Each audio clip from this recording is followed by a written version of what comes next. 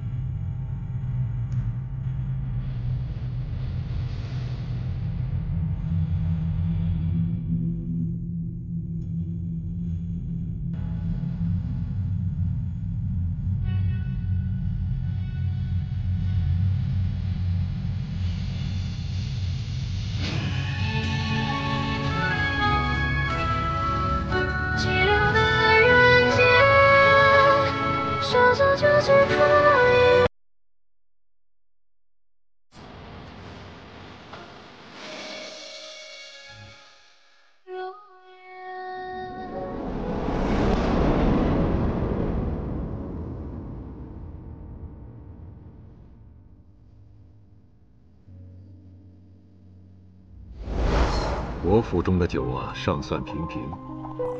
等你升了官，我带你去梅府品鉴更好的酒。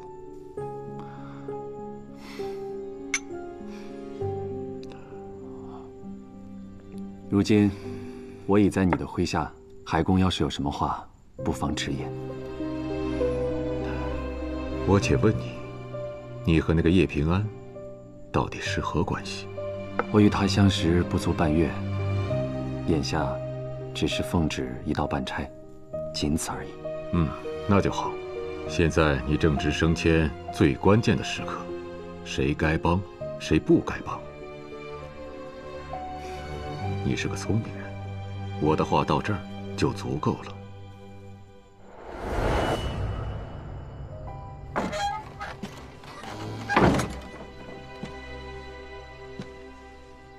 今夜你可是立了功，怎么这副模样？没什么，我就是有些惋惜罢了。惋惜？哦，原来是因为那个叶平安啊。初次见到他的时候，我只觉得他是个骗子。后来呢？后来觉得遇上他这条毒蛇，还真是棋逢对手啊！能让你成为对手的人可不多啊。究竟是谁要他死？你不说我也知道，是海一平吧？你不用这么看着我，能让你左右权衡的，眼下只剩下这位海尚书了。平时我只是懒得动脑子，你以为我真傻？哥，平日里我只是嘴上不说，可我心里知道，但凡人前有出头的机会，你都会主动的让给我，为的就是让我立更多的功，因为只有这样，咱们才能替盲狗人更快的脱离奸计。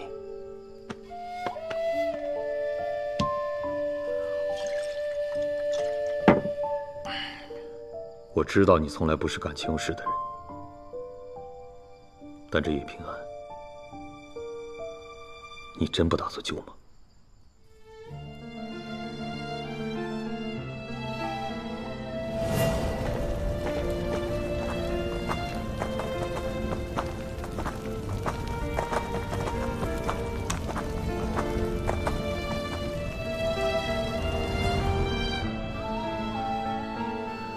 既然还犹豫，不如让老天做个决定。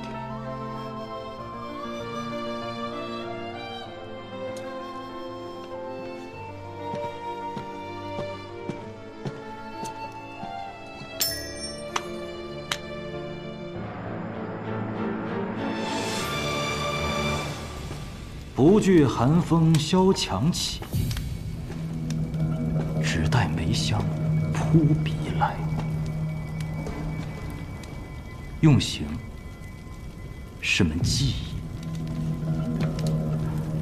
你身上的这些伤，正如朵朵红梅绽放于黑夜。你看，像不像白雪洒落枝头，腾出的汗悠悠体香，整整契合这句诗，连我都佩服我自己。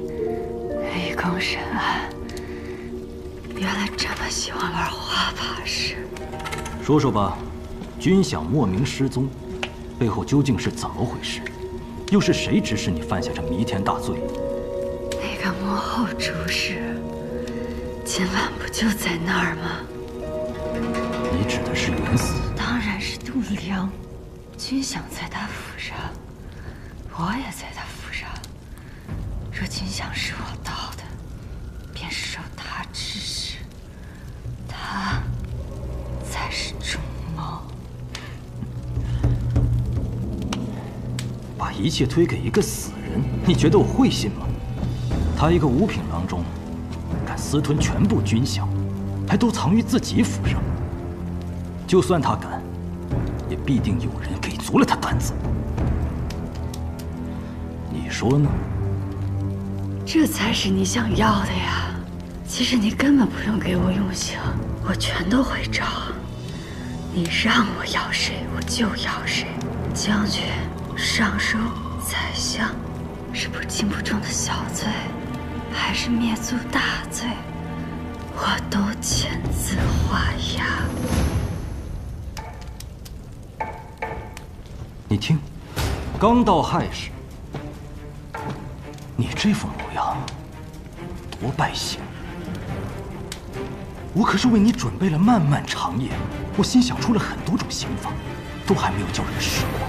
金汤刑、蛇海刑、骨笛刑，没有刑法，公子就出不来。我明白，世上有那么多案子，是哪种人士最让你兴致高昂？我猜是高官贵胄，看着他们从高胆的折尽衣裳，尊严一点点被你撕碎，这种反差才最让你快活，对吧？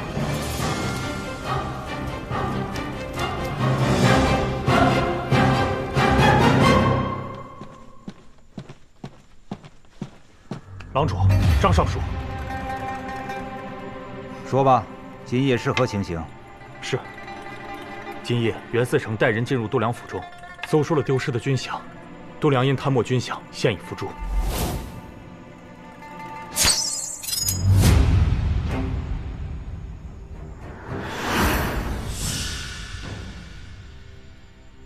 是意外磕死的。哎呀，张尚书，我看程慧也算是屈才了。你那刑部不是还缺人手吗？多谢郎主，小人没齿难忘。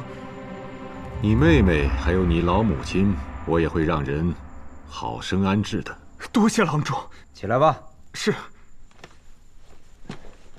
还有那个叶平安，也已被厉郡押入大牢，正在连夜审问了。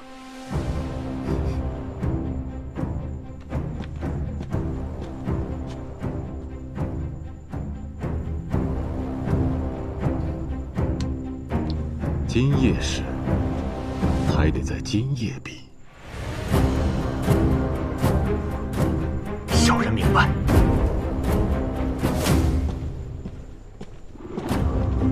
此等大案，刑部需要拟个奏章报进宫里，也得明日了。海尚书，告辞。不送了。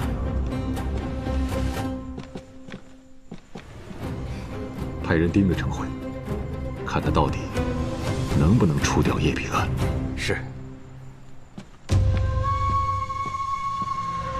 你为何怀疑叶平安是御史案的幸存者？最初发生郑源案，我以为他不过是个替罪羊，可没曾想他利用郑源案竟谋得使职，而且他还清楚度量贪墨一事，找我想用军饷案来对付度量，我便知其心思缜密，绝非泛泛之辈。先前家母寿宴设计御史案的那位前来贺寿，他妾室手臂上的那个7叶昙花烙印，让嫣儿呆呆看了许久。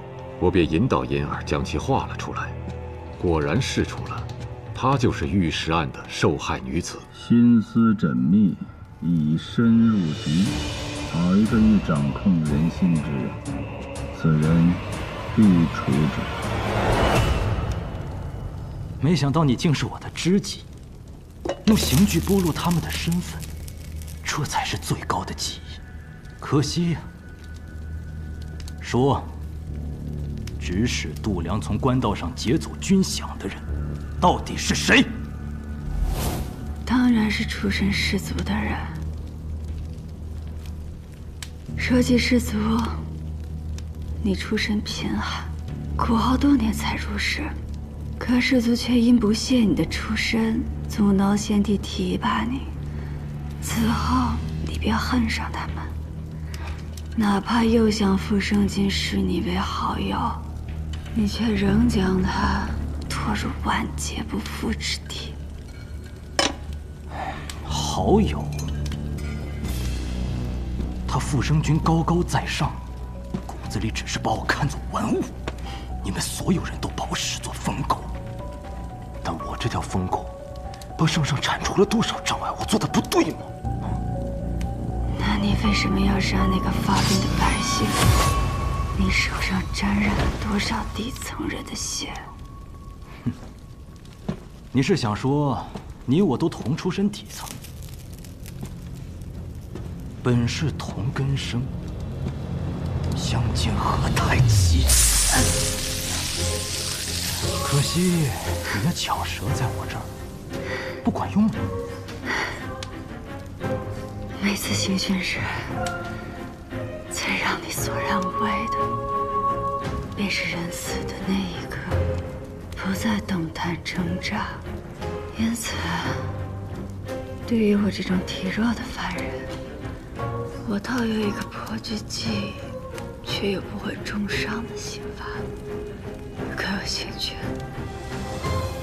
说来听听。龙鳞满床波浪湿，血光点点香而起。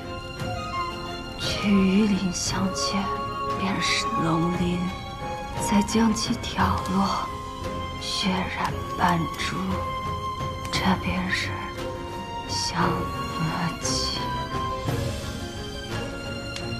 来人，马上去给我弄几条鱼来。这里是宵禁，去哪儿养鱼啊？去找郡王，押回牢房，让他好生歇着，待会儿再好好招呼他。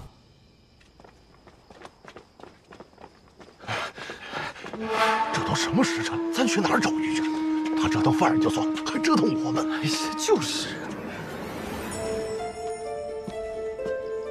鱼？平安是想告诉我们什么？鱼离不开水，是指有水的地方。平安能传递的消息极有限，所以应该是最具体的地点。那就是黑市。没错，能在宵禁之后买到鱼的，只有黑市。我明白平安的意思了，我们得赶紧过去。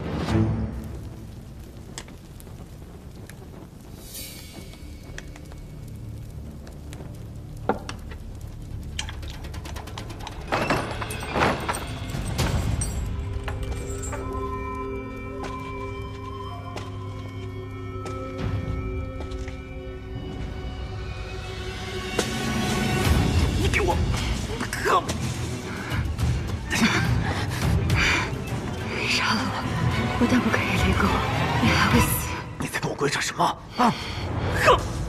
董阳死前告诉我一个秘密，你不也看到了吗？这对你背后之人很重要。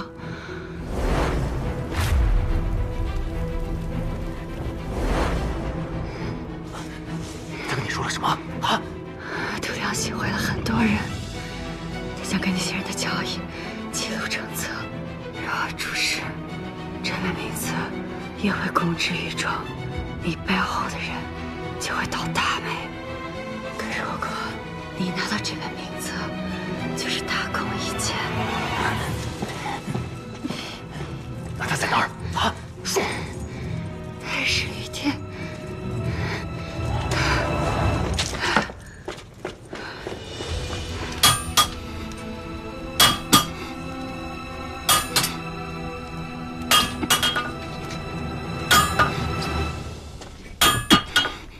少成啊，你这是……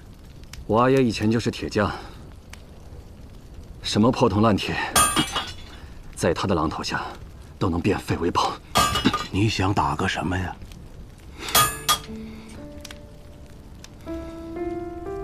给自家人的腰牌。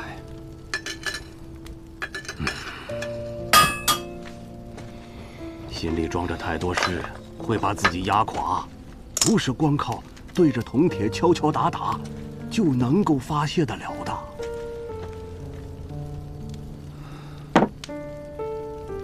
古树，你知道吗？有的时候，我觉得自己的双手很脏，所以我不断地用酒去冲洗，可怎么都洗不掉上面的血腥味。之后我的心就会变得更硬、更冷。其实，你若插手审问军饷案，那叶平安就此刻最重要的是获得美党的倚重。每个人都有自己的路要走，既然选择了，就不应该将希望寄予在别人的身上。我是这样，叶平安也是如此。如果他连自救的本事都没有，那前路刀光剑影那么多，他早晚也是一死。我又何必多此一举？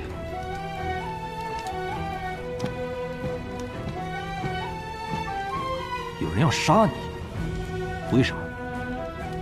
因为度量死前告诉我有本行贿的名册藏在黑市。失忆时，与其为难我这个无足轻重之人，不如顺水推舟，跟着要杀我的人，挖出藏在背后的士族高官，这样你就能获得更大的功劳。你们就站在这里看着他，一步也别动。是。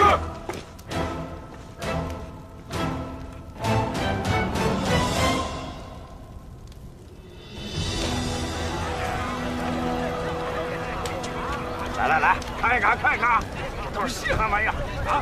随便看，来看看吧。哎，别走啊！哎，看看，都是好东西啊！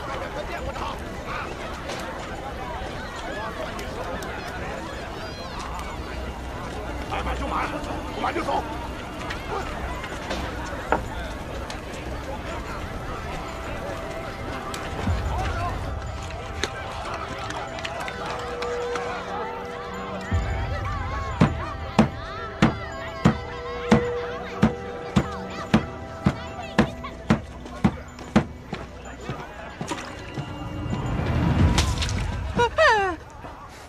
老板，来买鱼的吗？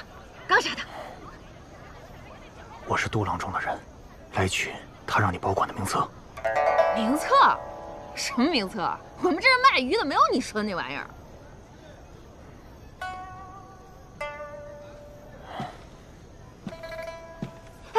哎，老板，我想起来了，好像是有个杜老板，在我们这儿存过一个，那叫什么铜轴。是你说的那玩意儿吗？啊，对，铜轴就是名册，给我。那得要寄存者的手牌才能拿，你有手牌吗？我有，稍等。你早说嘛！把铜轴给我。别上当啊！快给我！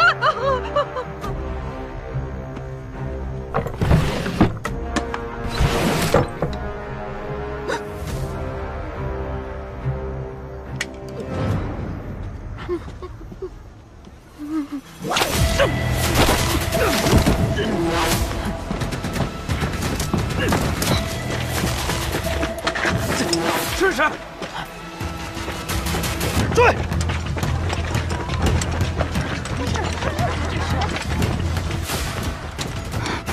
怎么来了2拨人？配合的不错，一定是平安诓他们来找度量的名册，以此来拖延时间。我给了他个空的铜轴，还好你反应的够快。不过铜轴应该很快就会露馅的，能拖一刻是一刻吧。丽君之所以在这儿，那就是平安想让他这条恶犬去咬该咬的人。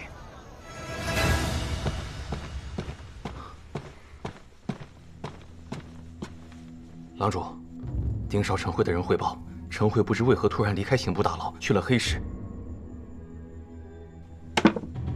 这么说，叶平安那里，他并未得手啊。那我们该怎么办？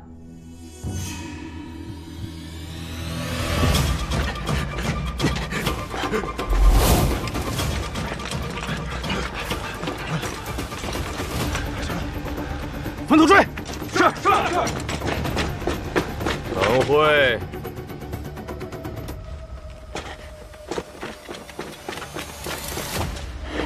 我拿到了。海公会照顾好你的家人，放心吧。在那儿！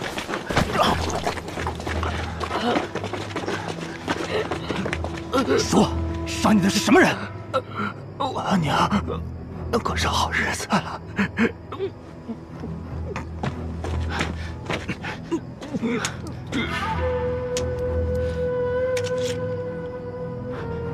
试试，里面是空的。这么短的时间，他们应该来不及拿走名册。难道我们被耍了？竟敢耍我！叶平安，我扒了你的皮！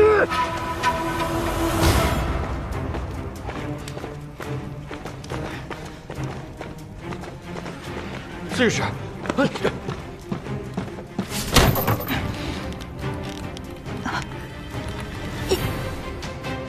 你难道没抓到人？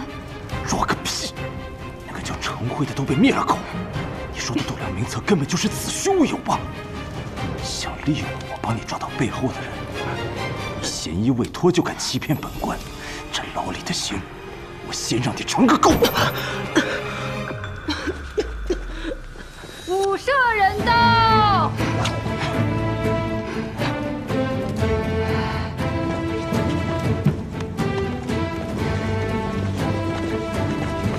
圣上口谕，大胆力俊，叶平安乃朕亲封特使，你岂敢胡乱抓人？命你即刻将叶平安无罪释放。臣未能体察圣意，臣有罪。臣立功行事要是再这么不知分寸，你的那些刑罚，恐怕只能用在你自己身上了。还不快滚！走。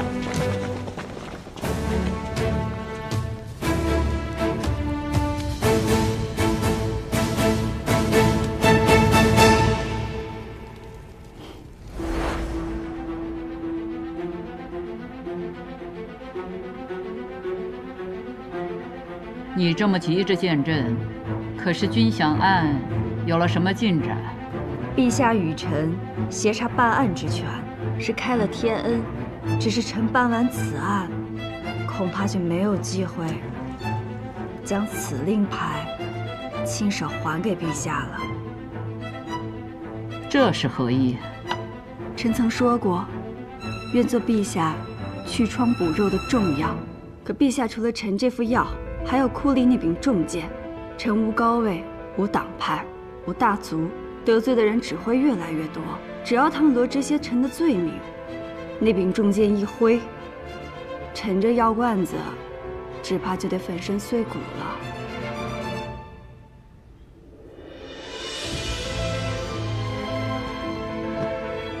你是来求朕这道保命符来了？把你的手牌揣回去。你这颗小脑袋，除了朕，没人摘得了。谢陛下隆恩。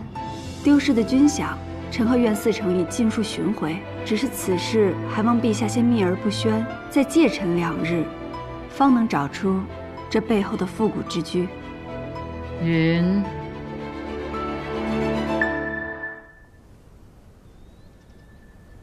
袁绍成忠君体国，恪尽职守，于军饷案中立首功。现由大理寺丞擢升大理寺少卿，钦此。臣叩谢圣恩。朕登基以来，先有越王之乱，后有文臣之治，有些人便趁机浑水摸鱼，寅吃卯粮。像那傅生军，横霸良田千顷，逼出不少流民来，早就该好好的治一治了。可朕身边信得过的人不多呀。臣虽出身微末，却有志铲除贪官污吏，为陛下肝脑涂地。天下言价日涨，其中必有蹊跷。显而提起，户部郎中度量暗地里勾结了一个叫齐君山的商人，以赌坊名义行贪墨之事。你从他身上查。是。他不过是一根藤草而已，要紧的是他倚仗的大树。朕之所以不动某些人，是因为还需要照顾士族和前朝老臣，你可明白？臣明白，臣定不会让他们察觉，扰了陛下统御天下之奇举。曾公今夜暂且在我府上歇息，请。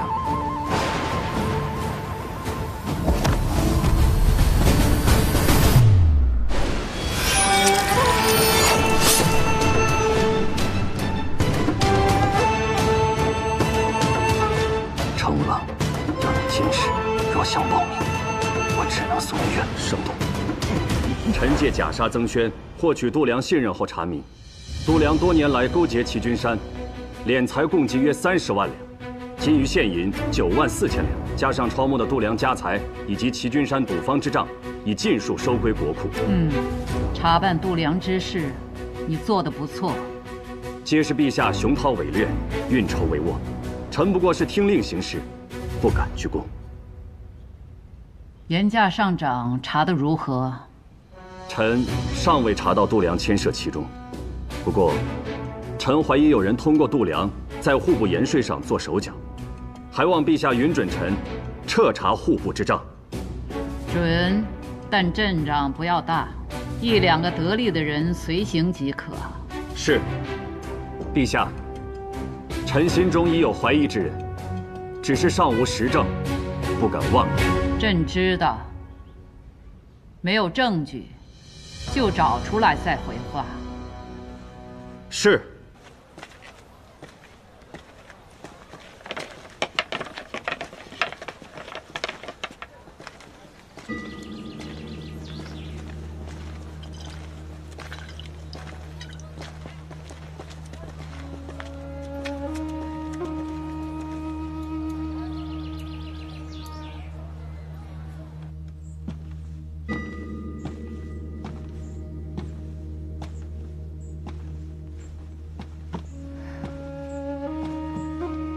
恭喜你啊，官升2品，腰带不错。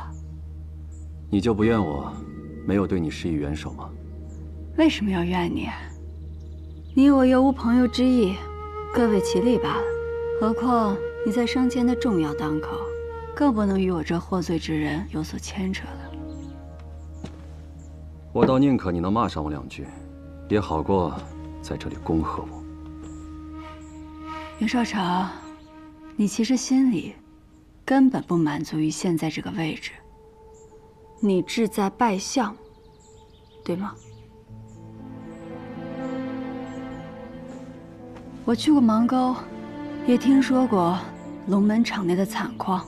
芒沟人过得很苦，他们出身便是贱籍，无法拥有田地，更别提科举入仕了。他们只因出身不正，就世代无法正常生活。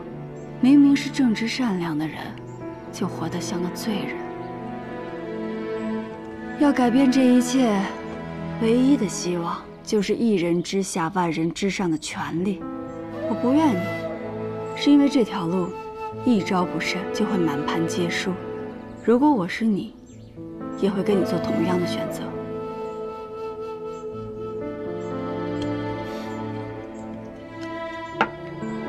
好啊，没想到知我心者，竟是一个与我相识不过数月之人。来，我敬你。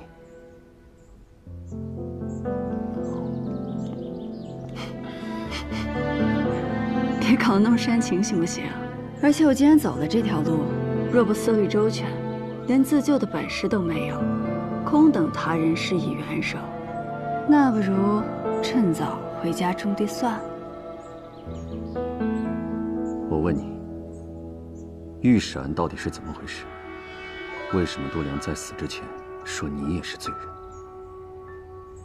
告诉你真相又能如何？如果我成了你仕途上的拦路石，难道你会帮我？我啊，是个讲究实际的人。既然你帮不了我，告诉你真相也没有意义。好，不说也罢。木簪掉了，给你个新的。还是把木簪还我吧。找不着了？那我也不要这个。为什么？木簪好啊，它即使摔落泥尘也不会破损，不像玉，脆弱易碎。我就喜欢戴木簪。还要不要？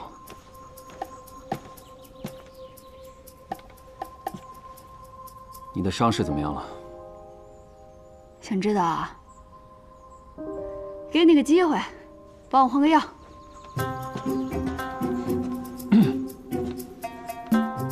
怎么，怂了？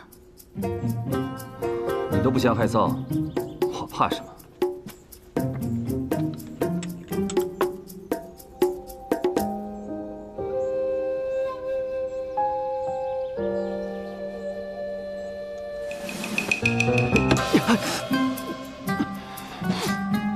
真当我不记仇啊？一报还一报。毒蛇，刚才还知心人呢，这会儿就毒蛇了。毒蛇又怎样？你这豺狼也好不到哪儿去。哼，自己换吧。